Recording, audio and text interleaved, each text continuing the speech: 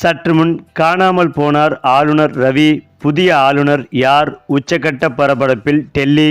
அதாவது தமிழ்நாடு ஆளுநர் ரவி சட்டப்பேரவை மசோதாக்களுக்கு ஒப்புதல் வழங்காத விவகாரத்தில் அவருக்கு எதிராக தமிழ்நாடு அரசு தரப்பில் 2 ரீட் மனுக்களும், அதேபோன்று துணைவேந்தர் நியமனம் தொடர்பான விவகாரத்தில் ஒரு ரீட் மனுவும் உச்சநீதிமன்றத்தில் தாக்கல் செய்யப்பட்டது.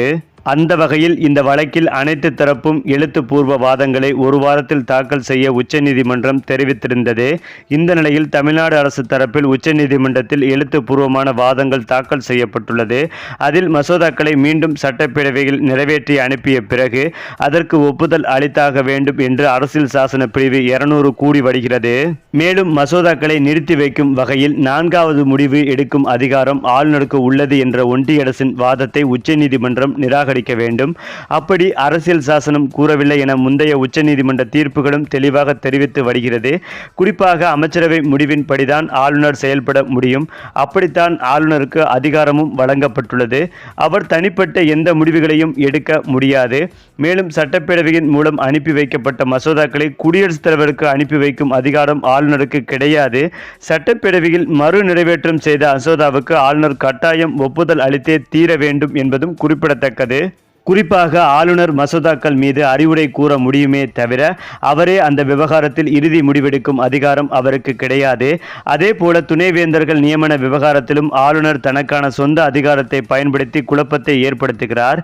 எனவே இந்த விவகாரத்தில் தமிழ்நாடு ஆளுநர் ரவி மற்றும் அவருக்கு ஆதரவான ஒன்றிய அரசின் வாதங்கள் அனைத்தையும் உச்சநீதிமன்றம் நிராகரிக்க வேண்டும்.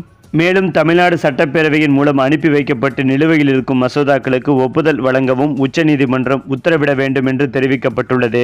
இந்த நிலையில்தான் ஆளுநர் ரவி குறித்து அடுத்தடுத்து பரபரப்பை கிளப்பும் வகையில் வழக்குகள் பதியப்பட்டு வருகிறது. இதனால் ஆளுநர் ரவியை உடனடியாக மாற்றுவதற்கான வேலைகளில் டெல்லி வட்டாரம் இறங்கி இருப்பதாகவும் ஒரு தகவல் பரவி வருகிறது.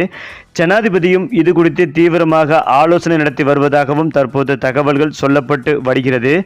அநேகமாக இந்த வாரம் அல்லது அடுத்த மாதம் முதல் வாரத்தில் ஆளுநர் ரவி ராஜினாமா செய்யப்படுவார்.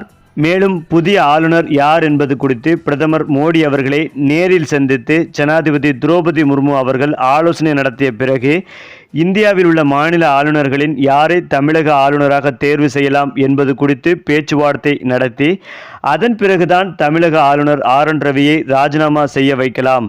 புதிய ஆளுநரை ஜனாதிபதி திரௌபதி முர்மு அறிவிப்பார் என்றும் எதிர்பார்க்கப்பட்டு வருகிறது.